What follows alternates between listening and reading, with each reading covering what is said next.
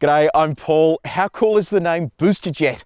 That's the name of the engine that Suzuki fits under the bonnet of the Swift Sport. And the Swift Sport has this massive heritage. It goes back ages. It used to be a fun car that was cheap, economical, and then just enjoyable to drive on a mountain road. Now with the name like Booster Jet, it sounds like a fighter jet, something nice and fast. This is priced at just under $29,000. The Swift Sport competes with cars like the Volkswagen Polo GTI, the Ford Fiesta ST, and the Renault Clio RS. Today we're going to do a detailed review of the Swift Sport. And if you do want to skip ahead to other parts of this review, just use the time codes up on the screen there. Or if you're on YouTube, you can use the chapters below. And if you haven't done so already, I'd love it if you could subscribe to our channel and also press the bell icon so you can find out every single time we drive a Booster Jet.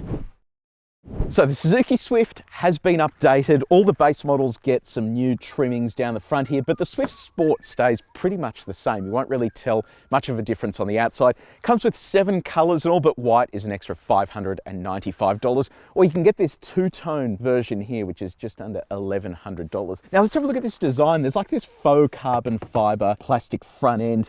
Nice little grille there with that proudly worn Suzuki logo. And then you've got this lower carbon fiber-esque trim down the bottom. It's quite a cool looking car. The standard Swift looks good, and I think with the Sport, they just give it that edgy look.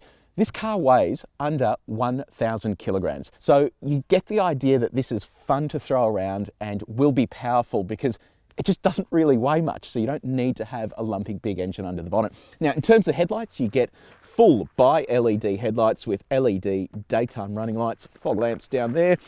Jump around here to the wheels, 17-inch alloy wheels, and I love this design. You've got that chrome finish there on the black. 195 wide, so they're not massive tyres, but it's not a massive amount of power, so you don't need too much holding this to the ground. It's quite a nice look. It looks sporty, but also stylish at the same time. These black mirror caps match that two-tone roof that continues on the top here. You get privacy glass, and check this out, an inbuilt door handle. So instead of having it down here, they've kind of chucked it up the top there. I like the look of that.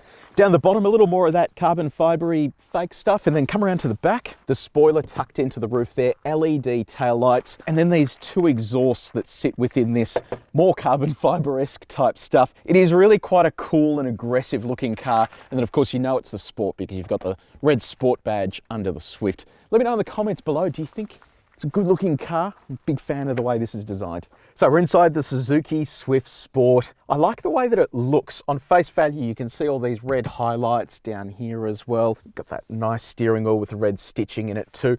But then when you start looking at it a little bit closer, you start noticing that everything is super cheap in here. It just feels like a standard Swift that they've just thrown a little bit of red stuff at.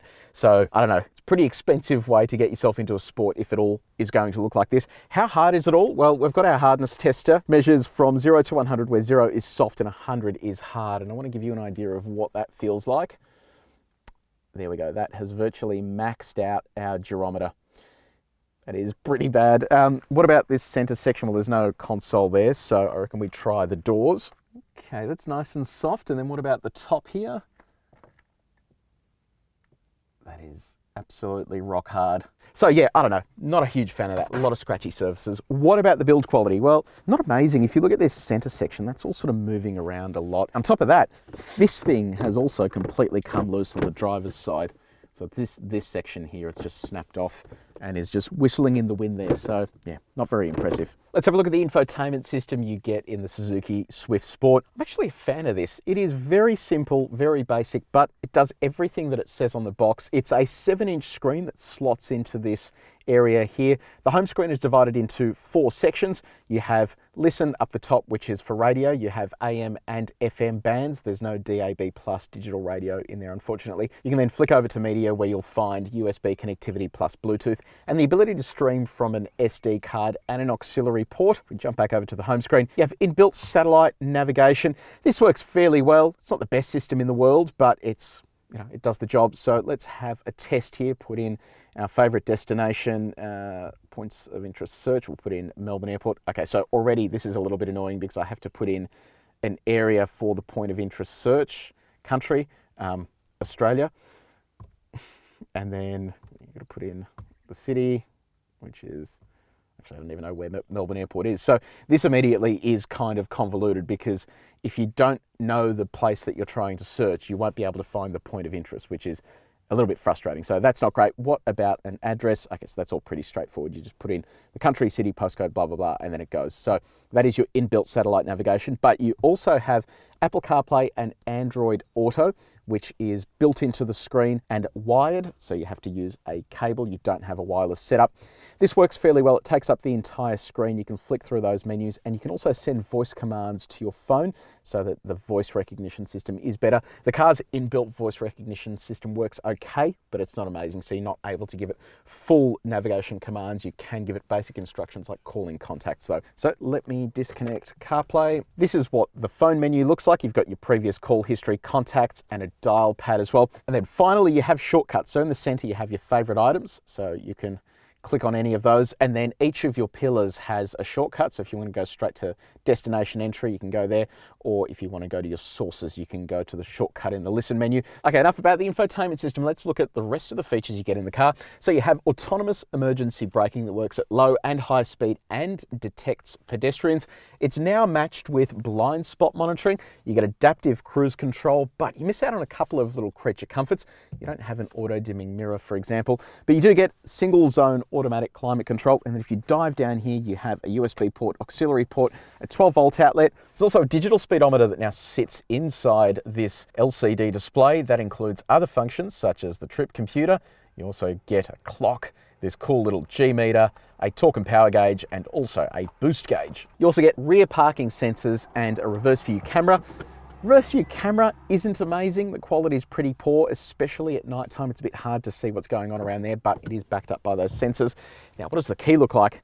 Have a look at this. How cute is it? So it's a tiny little key, lock, unlock, and then on the back of it, you've got the Suzuki symbol, and it's a proximity sensing key. So you just grab the door handle to unlock the car, and then you have push button start. So let's look at practicality, and we'll start with storage. Where are you going to put your phone? Fits in the back there as well, and it also slots down the front, no wireless phone charging. What about your water bottle? Fits into one bottle holder there, and then into both bottle holders here, and then inside the door you can also stick a bottle in there with a little bit of room behind it. Now, there isn't a center console here, so there's nowhere to really store things out of sight from everyone outside, but you do get a glove box, reasonably sized, fits the manual in there, plus a couple of other bits and pieces, and that's about it for storage. Now, what about comfort? These seats are great. They actually look really cool. You've got the sport insignia on them. You get those red stitching highlights. They are entirely cloth, but they do hug you in nicely. And the seating position is really great too. This steering wheel fits beautifully in the hand. And then you've got some paddle shifters there, a flat bottom, and then all of your controls are very easy to reach. Okay, back seat. What's it like back here? Not a great deal of leg room, but that's to be expected given how big the car is. So I have my seat in my normal driving position. You can see my knees are sort of nestled into the back there, but it's not too bad. It's not like they're getting pushed in on. In terms of tow room, reasonable. Headroom is reasonable as well, and I feel okay back here. I'm not too claustrophobic and I can see out the windows. Now, there isn't a center armrest here, so where do you put your bottle? You can store it there, or you have one bottle holder in the door. You have ISOFIX points on the two outboard seats, and then map pockets just for the passenger side. It is pretty basic back here, and it continues the theme with all the scratchy stuff. There is not one soft surface on here. Even the door armrest is really, really hard as well. So yeah, it doesn't feel all that premium back here. So it isn't the world's biggest car, but how much boot space do you have? Well, not a great deal, unfortunately. You have far less than your competitors, so that is a little bit disappointing. So 265 litres of cargo space in this area. You can see it's quite a high lip as well, so you're going to have to load things over that. It's under the floor. No spare tyre. You just get a tyre repair kit, which is interesting. Let's see if we can drop these seats because that expands the space. So we get this little cargo blind out of the way. How cute is it? This then allows us to drop the seats, and then we get 918 litres of cargo space. We'll see what it looks like with our bags in there as well. Our suitcase. There we go. That fits in very nice and snugly. So we've hit the road in the Swift Sport. What exactly is a booster jet engine? It is Suzuki's terminology for a 1.4 litre turbocharged 4-cylinder petrol engine that makes 103 kilowatts of power and 230 newton meters of torque. When you look at that from an equation of power to weight, that's actually pretty impressive. It's over 100 kilowatts per tonne, so that makes this a fairly sporty little car. And that's all mated to a 6-speed automatic transmission that sends torque to the front wheels. Now in terms of fuel economy, given the car is so light, it means 6.1 litres per 100 kilometres on the combined cycle. But if we look at our trip computer, we're currently averaging 7, or just over 7 litres per 100 kilometres. So close enough to that claim. And I mean, I keep saying this, but given the car is so light, you're never going to see massive fuel consumption here, even when you get up it. The only downside to this whole package is that when it comes to fueling, you're going to need to feed it with 95 RON premium unleaded petrol, so it's going to cost you a little bit more over the long run. There aren't any drive modes per se, but the gearbox is adaptive, so it's learning your style. It'll hold gears if it needs to, but you've got paddle shifters and you can lock it into a manual mode. So we've flicked it down there. We've got a couple of corners coming up. Roll into this. Gee, it feels really good as you lean into it. It's got a little bit of roll to it, but it's not offensive. Gearbox doesn't really want to shift down there all that much. Roll onto the throttle here, give that a big old punch. We feel that inside wheel slipping a little bit there. There's no limited slip differential. Still not letting me shift down, that's annoying. See if it holds gears, stay in that. No, it doesn't hold gears either, even in manual mode. I don't know, a little unimpressed with that. It's kind of, okay, it's an automatic gearbox, but you should be letting me hold gears, and it's not overly quick either. So I flick down a gear, it's taking a little while there. Give it a punch. The mid-range acceleration is pretty impressive though. That 230 newton meters of torque feels like a lot when the car weighs this much. It's not sort of shoving you in the back, but it's more than enough to keep it moving. Given it doesn't have adaptive dampers and all that kind of stuff, the ride is actually pretty impressive. It's not too firm, it's not too soft, so you're getting this nice and compliant ride. It refuses to change gears.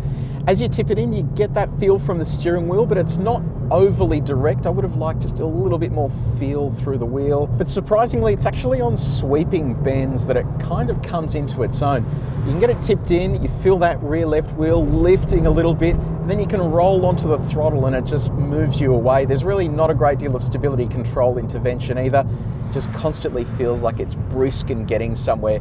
So look, it doesn't feel as agile or sharp as some of the other cars that it competes with, but it's actually quite entertaining to drive. It feels, I don't know, a bit soft around the edges, but it doesn't feel like it's going to bite. It always feels like it's giving you enough leeway. Tell you what, one thing I'm not loving here is the engine noise. It just sounds really thrashy. The Polo GTI, the Fiesta ST, they both have a unique sound. They both crackle and pop. There's just really nothing coming out of this. I don't feel like it's special or engaging. So when you're done having fun and you go back into the normal drive mode, there's a fair bit of road noise that comes into the cabin. It's quite drony as you're on coarse chip roads traveling at highway speeds. Visibility is excellent though. I can see clearly out the front. The wing mirrors on the side are big enough. You've got that blind spot monitoring system, and visibility out the back is excellent too. Turning circle, given it is such a tiny little car, 10.2 meters, means you'll rarely have to be doing 3-point turns. So the Suzuki Swift Sport, I really enjoyed the car. You nail the throttle, you find some corners and it puts a smile on your face. That is what these hot hatches are all about. But there is a bit of a problem because the last generation car was smile inducing as well, but it was really cheap. This one has become a lot more expensive and I don't know that it's reflected inside the cabin. Still feels a little bit cheap for this price tag. And if you compare it to its peers, yes, they've gone up in price as well, but cars like the Fiesta ST and the Polo GTI are just so much more engaging to drive. They feel so much quicker and more athletic and dynamic, and they feel like they're worth their price tag, whereas this feels like it's just creeping up a little bit too far. Let me know in the comments below, am I missing something here? Have you bought one of these? Let me know what you think about it, and would you buy the Fiesta ST or the Volkswagen Polo GTI instead of this? If you did enjoy this video, I'd love it if you can hit the like button, follow it up with a subscribe, share the video as well, and then press the bell icon because that'll tell you every single time we drive something new. But until next time, take it easy.